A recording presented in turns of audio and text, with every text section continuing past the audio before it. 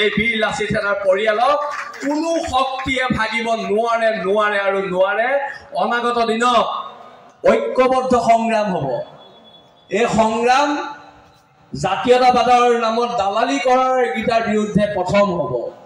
জাতীয়তাবাদৰ নামত দালালি কৰাৰ যিকেইটা মানুহে কৰি আছে সিহঁতৰ বিৰুদ্ধে প্ৰথম হ'ব। কিন্তু মোক যদি কোনোবা MLA এজনে মোৰ সৈনিকক কয় যে শৃংখলে কোটি টকা বিজেপিৰ পৰা ল'লে, মোৰ এজনো এনেকুৱা সৈনিক নাই যি এইটো কথা বিশ্বাস কৰিব। এইটো মোৰ সৈনিকৰ ওপৰত বিশ্বাস, শৃংখল চলিহাৰ বিশ্বাস এইটো। আৰু শৃংখল চলিয়াই অন্তত দেশ আৰু জাতিক বিক্ৰী নকৰে আৰু নকৰে, কোনো কাৰণত নকৰে। কোনো কাৰণত দেশ জাতিক বিক্ৰী কৰা নহ'ব, দেশ জাতিৰ কাৰণে অধিকাৰ কাঢ়ি অনা হ'ব। 17 চনৰ পৰা 23 চনলৈকে জেলতে আছো, আকৌ আমাক কথা ক'বলৈ আমাক কথা নহ'ব না। পুলিচৰ মাৰ খাই নোপোৱা। আৰু আমি আকৌ GMCHত নাই দেই, আমি GMCHত নাই, AC ৰুমত আমি জেলত আছো, জেলত। আৰু এটা কথা স্পষ্ট 2026ত কোনে চৰকাৰ বনাই নাজানো, বীৰ লাচিত সেনা নামৰ শক্তিটোক সেৱা নকৰাকে কোনো চৰকাৰ বনাব নোৱাৰে। এইখিনি কথা একদম স্পষ্ট ৰূপত কৈ দিয়া হৈছে। আৰু অনাগত দিনত আমি যে সংগ্ৰামখন কৰি আছো, আমাৰ এই গুণ্ডা চুণ্ডা কিবা কিবি কয়, কাৰ কাৰণে কৰি আছো? আজি 8টা ল'ৰা ছোৱালীয়ে হিন্দু সম্প্ৰদায়ৰ, মুছলমান সম্প্ৰদায়ৰ ল'ৰা ছোৱালীয়ে ইয়াত আজি নাছিলে। এই যে সৰু সৰু ল'ৰা ছোৱালীখিনি, ইহঁতৰ কাৰণে আমি সংগ্ৰাম কৰি আছো।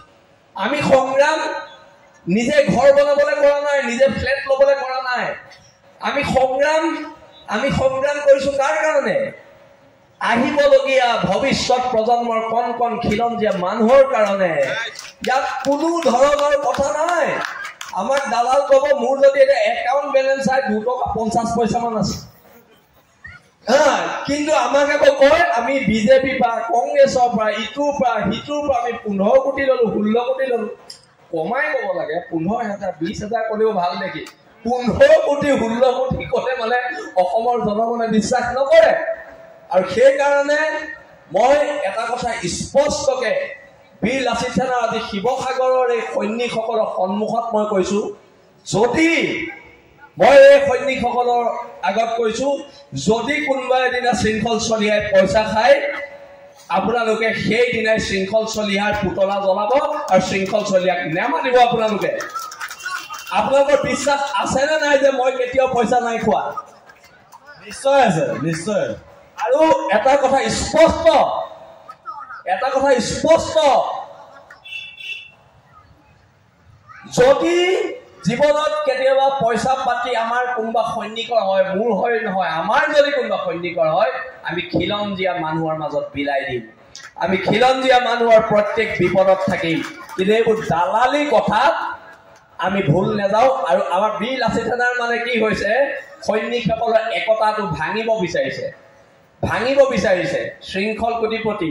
মই সেইদিনা মোৰ লগৰ ল'ৰা এটা থাৰ এখন লৈ গৈছিলো, মই দৰঙলৈ গৈছিলো। তেতিয়া এজন আমাৰ স্থানীয় বিধায়ক তেওঁ কৈছে যে শৃংখলে 19 লাখ টকা দি থাৰখন ল'লে। নাই লোৱা, এখন মই ভাড়ালৈ লৈ গৈছিলো। কিন্তু বদনাম কৰিব পাৰিব, সত্য প্ৰমাণ কৰিব নোৱাৰে। এইখন সংগ্ৰাম চলিবনে? চলিব। কাৰ বিৰুদ্ধে চলিব? দালালিৰ বিৰুদ্ধে চলিব। আঞ্চলিকতাবাদৰ নামত বিজেপিৰ পৰা 25-30 লাখ লৈ থকা MLA বিৰুদ্ধে চলিব নচলে? চলিব, হয়নে নহয়? বিৰোধী ঐক্যৰ নামত দালালি কৰা মানুহটোৰ বিৰুদ্ধে চলিব নচলে? চলিব। আৰু আমি আজি একেলগে কওঁ, বীৰ লাচিত সেনা অসম জিন্দাবাদ, বীৰ লাচিত সেনা অসম জিন্দাবাদ, বীৰ লাচিত সেনা অসম জিন্দাবাদ। আছে হেংনাং লোৱা নাই, আছে হেংনাং লোৱা নাই। আৰু আজি আপোনালোক সকলো আহিলে, বীৰ লাচিত সেনাৰ প্ৰত্যেক সৈনিক, আমাৰ পৰিয়ালৰ প্ৰত্যেক সদস্য আপোনালোকৰ ওচৰত কৃতজ্ঞ। আজি যেহেতু গোটেই জ্যেষ্ঠ শিক্ষিত মানুহখিনি ইয়াত আছিলে সেইকাৰণে আমি স্কুটি খালো ইটা ভাটাৰ মালিকৰ পৰা 15 লাখ খালো এই মাছ আহিব নিদিও বুলি কৈ 20 লাখ খালো কোনেনো খাইছে মই বুজি পোৱা নাই কিন্তু আমি নাই খোৱা দেই আমি অভাৱত থাকো আমি দৰিদ্ৰ হৈ থাকো আমি নিমখ তেল ভাতে খাওঁ কিন্তু গৌৰৱেৰে খাওঁ আৰু গৌৰৱেৰে খাওঁ সেইটো